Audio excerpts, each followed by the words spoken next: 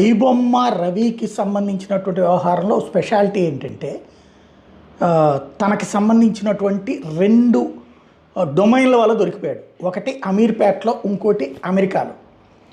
వాటిని follow up చేస్తుండగా ఒకటి. రెండవది, ఇప్పుడు ఆ రవి అనేటటువంటి వ్యక్తి డిజిటల్ ప్రపంచానికి అత్యంత ప్రమాదకారి కాబట్టి అతన్ని వదిలిపెట్టడానికి వీల్లేదన్న కోణంలోనే రిమాండ్ రిపోర్ట్లో మెన్షన్ చేసుకొచ్చారు. 3.5 కోట్ల రూపాయలు సీజ్ చేసినట్టు చెప్పారు. అదే సందర్భంలో దానికి సంబంధించినటువంటి ఇతరత్రా పరిణామాలు ఎట్లా ఉన్నాయి అన్నటువంటి దాన్ని కూడా ఫాలోఅప్ చేస్తున్నట్టుగా ప్రకటించారు. ఇక్కడ పాయింట్ అలా ఏంటంటే ఈ రవి అనేటటువంటి వ్యక్తి మీద ఇప్పుడు ఈడీ విచారణ కూడా ప్రారంభమైపోయింది. ఎందుకు?